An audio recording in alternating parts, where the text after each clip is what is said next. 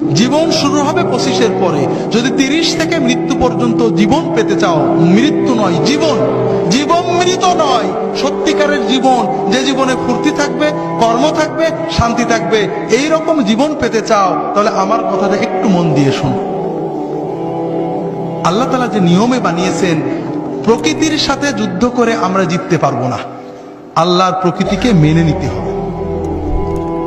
আল্লাহ তাআলা আমাদের সৃষ্টি করেছেন, প্রতিদিন 6-7 ঘন্টা তুমি ঘুমাবে, গভীর ঘুম, 1-2 ঘন্টা খেলবে, কঠিন পরিশ্রম, তোমার শরীর ঘেমে রক্ত টকবক করে বেরেনে যাবে, ফুটবল, হাডুডু, ব্যাডমিন্টন, ভলিবল, দৌড়, সাঁতার, এগুলো খেলতে হবে। এরপর 1-2 ঘন্টা আল্লাহর ইবাদত করতে হবে, আল্লাহর সালাত, সিয়াম, জিকির যতটুকু পারা যায়, তাতে তোমার আত্মা সুস্থ হবে, তোমার মন পরিশুদ্ধ হবে, তোমার আত্মা, মন, দেহ সবকিছু প্রোডাক্টিভ হয়ে যাবে। এরপরে তুমি 4-5 ঘন্টা তোমার 25-এর পরের জন্য কর্ম বা শিক্ষা নেবে। এইভাবে যদি তুমি চলো, তাহলে তোমার জীবন গতিশীল হবে, তোমার জীবন ইনশাআল্লাহ মৃত্যু পর্যন্ত সচল থাকবে।